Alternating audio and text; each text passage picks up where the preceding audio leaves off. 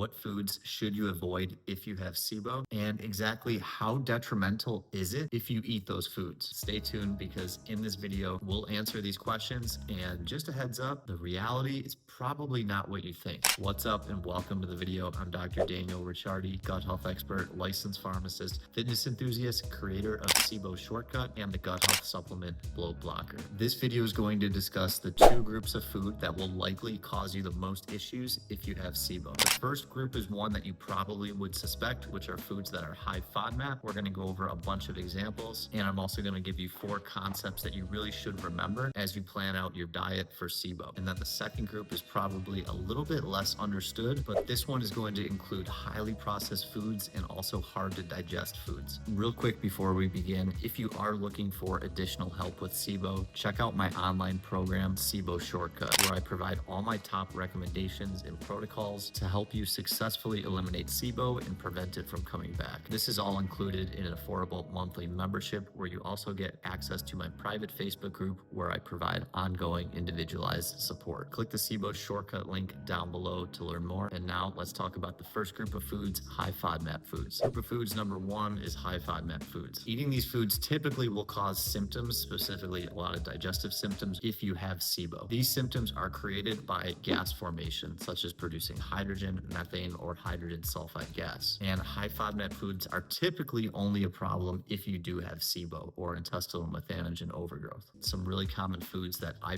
personally struggled with when I had SIBO, and I've noticed a lot of my past clients struggle with, include onion, garlic, beans, brown rice, apples, avocado, broccoli, Brussels sprouts, milk, specifically regular cow's milk. And for me, the food that caused the most issues with mostly gas production, farting during SIBO, was oatmeal. So just as a quick disclaimer on these foods, there's nothing inherently wrong about any of these foods. They're all real foods. And in most people's circumstances, if you don't have SIBO, they're probably going to be nutritious and beneficial foods for your microbiome. This is not a complete list of all the high FODMAP foods. And as you're going through a SIBO diet, there's definitely going to be some trial and error that you'll need to do to find out which foods you're able to tolerate best. Some concepts you really should remember when figuring out what the heck you should eat during your SIBO treatment. Concept number 1 is a low FODMAP food can become a high FODMAP food if you eat too much of that food. This is very quantity dependent when talking about low FODMAP and high FODMAP. So you may be locked in and eating only low FODMAP foods, but if you're eating a lot of them, you may be getting a lot of additional gas and bloating, just like if you were eating some high FODMAP foods. I'm not saying this to scare you and make you even more confused on what you can or cannot eat. It's just the reality of the situation. You need to find some kind of balance that works best for your body in eating vegetables, fruits, and other foods containing carbohydrates and fiber. And this balance can be a little bit different for everybody. Concept number 2, the low FODMAP diet is not a treatment that is going to eliminate SIBO. Low FODMAP diet and other diets that lower fermentation, they're essentially just tools to help lower the amount of gas production so you can tolerate your SIBO treatment a little bit better as you're going through it. Doing a SIBO treatment with either antibiotics or antimicrobial herbs would be appropriate treatment regimens if you're doing a low FODMAP diet and eating regular food. Concept number 3, eating a high FODMAP food is not going to completely eliminate and throw out all the progress that you made. Consider this for a second. Let's say you've had SIBO for 1 year, and throughout that year, you're averaging 3 meals a day. This is a little bit more than 1,000 meals. Let's say for most of these meals, you did eat carbs, fiber, sugar, which is normal for most of us watching this video, and you experienced some bloating after that meal. If doing this made SIBO worse each time that you ate one of these meals, essentially you would have made this worse 1,000 times, and the number of bacteria would just be astronomically high. Fortunately, your gut microbiome and your intestine, it's always going to be fighting to help restore order and balance. What I'm saying is, if you have a high FODMAP meal and you don't feel good after it, do not be concerned that you completely eliminated all the progress that you've made thus far. And then concept number 4, a lot of the times people will get into doing a low FODMAP or diet that lowers fermentation and do this for a very long period of time to try to control symptoms. Doing a low FODMAP diet or similar diet that lowers fermentation may not be a great idea for a lot of people because it may contribute to even more gut dysbiosis and imbalance when done for a long period of time. All right, on to the second group now. This is highly processed foods and then hard to digest foods, foods that can be very inflammatory. Foods in this group can cause symptoms both during SIBO treatment and even after SIBO treatment when SIBO is eliminated. Foods in this category typically cause symptoms such as bloating via inflammation and your body having a difficult time digesting them. This is a specific reason why doing some sort of gut healing protocol after treating SIBO is key. These highly processed foods, highly inflammatory foods, hard to digest foods are different than the high FODMAP foods, because the high FODMAP foods, for most people who don't have SIBO, eating them in a moderate quantity is going to be useful for your microbiome. The highly processed foods, on the other hand, these foods a lot of the time will actually make your gut health worse. A big part of it is eating ingredients that your immune system and body does not recognize, which can lead to an inflammatory immune response, leading to leaky gut and a variety of inflammatory pathways being activated. This is a key reason too why people may have rashes or breakouts on their skin, brain fog, headaches, and a variety of non-digestive symptoms as well. Just so we're totally clear, for these highly processed foods, a lot of them, even if I ate them today and I consider myself somebody to have very good gut health, I would still get symptoms. So just because you treated SIBO successfully and maybe your gut health is good, that's not a get out of jail free card to just go eat anything you want, including these highly processed foods. However, for most people watching this video, I'm assuming you're trying to make a really good effort to eat healthy, single ingredient whole foods, and your goal gut health wise is not to go out and eat absolutely anything. A couple particular foods that I wanted to touch on really quickly are protein shakes, bars, and especially liquid protein drinks. Be super careful with these protein supplements. I haven't seen one particular protein supplement that comes existing in a liquid form that I would personally put into my body. In terms of the powders and bars, there's a few good ones out there. If you want to see a video on which protein snacks I like, I'm going to link it down in the description below, but they're very few and far between. A couple final foods I wanted to mention. Number one, gluten. If you have a lot of digestive issues going through SIBO treatment, it may be best just to cut this out temporarily, but for most people, having gluten in high quality sources such as a local sourdough, which is something that I do every single day and hasn't caused me issues, something like this may be a good option for you. In terms of dairy is really tough to categorize because there's so many different types and there's such a vast disparity in quality. Only thing I'd really like to say on this is choose high quality single ingredient sources of dairy that don't have all these other additives in them like Kraft singles or Velveeta cheese. Aged cheeses, which are hard cheeses such as Parmesan and cheddar, may be good options if you're looking for a lower lactose cheese. Just wanted to touch on alcohol really quickly. As I mentioned before, I feel like I have really good gut health, but every time that I drink alcohol, the next day I have brain fog. I can't think very clearly, and I usually have a little looser stools than I normally would. This typically resolves itself over the next day or so, but I just want to point out that as you're making decisions for your body and your gut health, there probably is going to be things that you're just not going to tolerate as well, and that's up to you if you want to have them all the time, once in a while, or never. Last type of foods that I'm going to touch on is sugars. My number one favorite sweetener that I use for pretty much everything is honey. There's so many benefits to honey. If you want to learn a little bit more on why I like it so much, I'm going to link a video down in the description below as well. If you get a raw maple syrup, that's also a good alternative as well if you're looking for using a sweetener. With that said, added sugar, like white sugar that goes in like a muffin or something like that, or a soda, is going to be something that I personally recommend not drinking except for very rare occasions. That is all for today. If you enjoyed the video or found it helpful, please like and subscribe to my channel below for more related content. Since you watched till the end, I think you're going to find one of these two videos next to be helpful. Let me know down in the comments below what questions or comments you have on this topic, or what foods you found to be the best or worst to be eating when you have SIBO. Thanks so much for watching, and I'll see you in the next video.